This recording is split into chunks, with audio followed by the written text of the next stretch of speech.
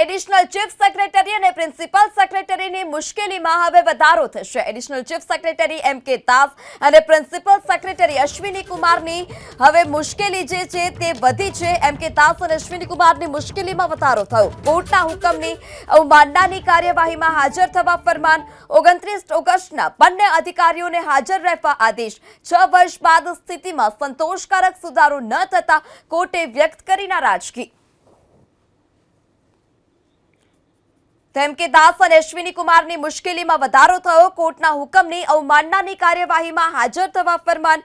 29 ઓગસ્ટના બંને અધિકારીઓને હાજર રહેવા આદેશ કરાયો। 6 વર્ષ બાદ સ્થિતિમાં સંતોષકારક સુધારો ન થતા કોર્ટે નારાજગી પણ વ્યક્ત કરી છે। તો 29 ઓગસ્ટના હવે બંને અધિકારીઓને હાજર રહેવા આદેશ કરવામાં આવ્યો છે। 6 વર્ષ બાદ સ્થિતિમાં સંતોષકારક સુધારો ન થતા કોર્ટે વ્યક્ત કરી નારાજગી।